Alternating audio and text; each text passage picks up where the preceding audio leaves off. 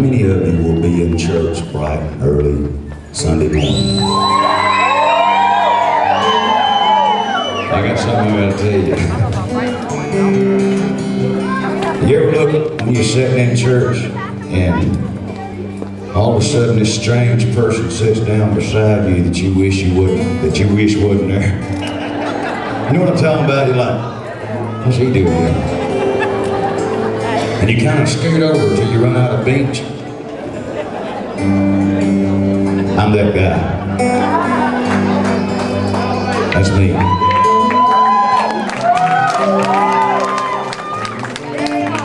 And about 2,000 years ago, Jesus was that guy.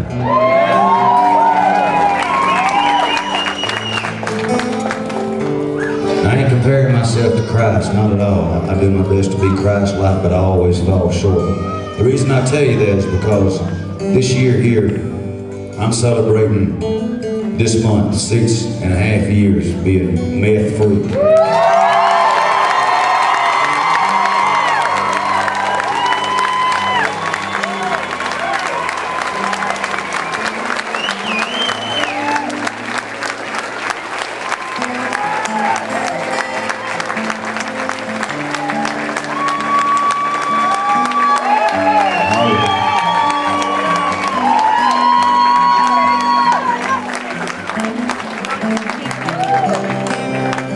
For those of you who just stood up, please know that there's no way I did this on my own. I had a whole lot of help.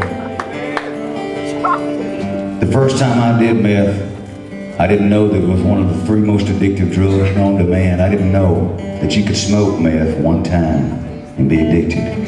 I was. I did, and for the next 2 years of my life, all I thought about was how to get more of it.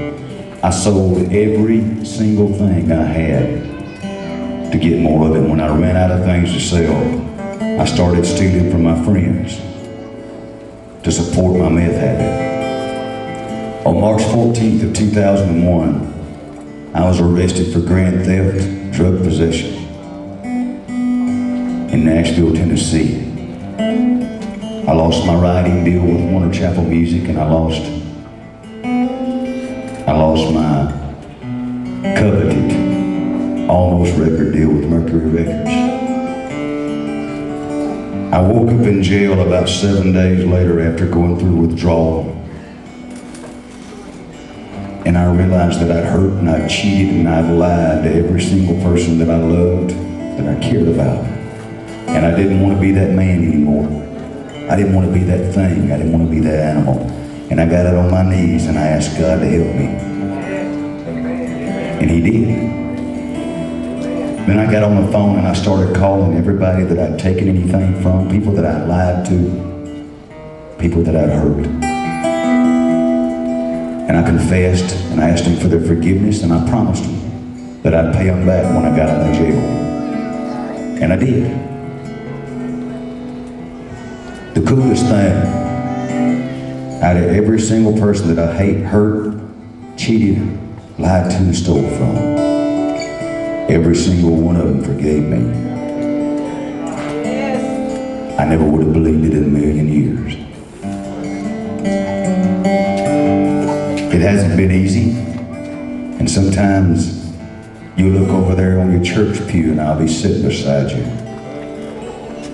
and it's really hard for you to accept me. But you have to know that God gave me a second chance. And He gives everybody here a second chance who asks for it. That's all you got to do is ask for it and believe. And I did.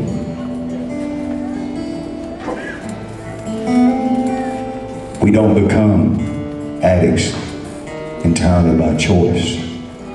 I didn't. But you become clean and sober 1,000% by choice.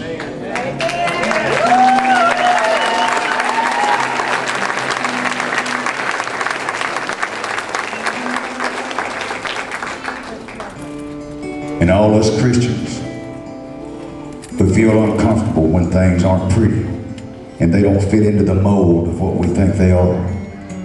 You remember that 2,000 years ago, the entire church turned against Jesus Christ at that time because he didn't fit into their mold. And he made them uncomfortable. I'm here tonight to make you uncomfortable.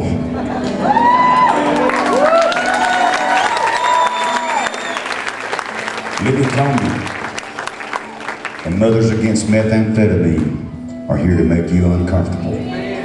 But I promise you, as God is my witness, we only want your life to be better, and your children's life to be better, and your children's children's life to be better.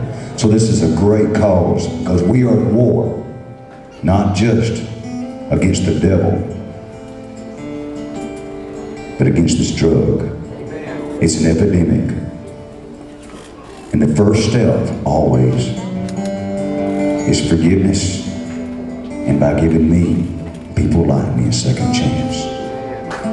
So we want to send a song out to anyone who needs forgiveness tonight, and any of you who need the courage to give forgiveness.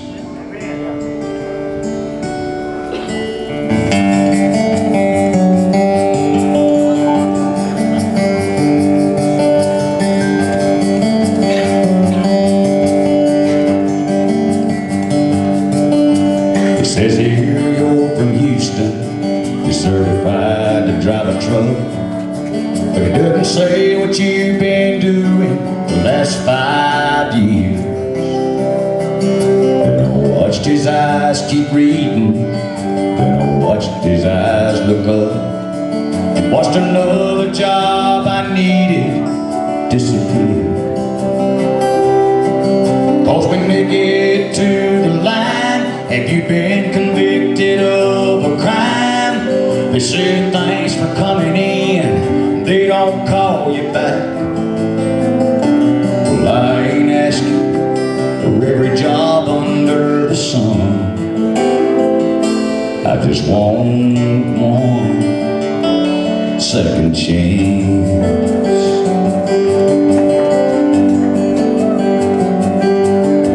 On August 22nd, little Jacob's turning 5, but his mama moved him, had to stay away.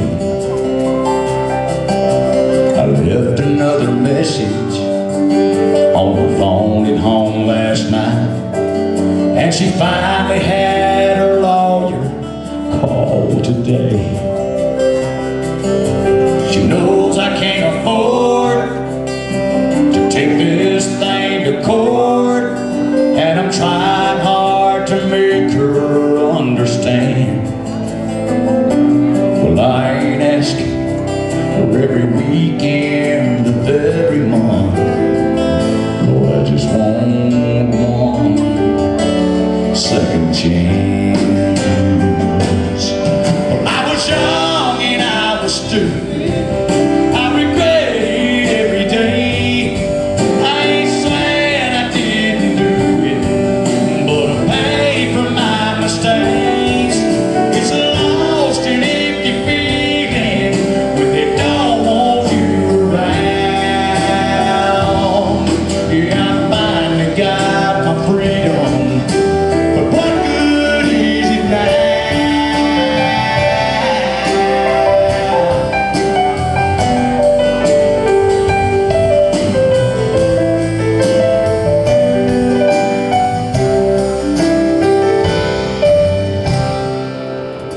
there's some days when it feels like it's been 100 years. Sometimes it seems like only yesterday.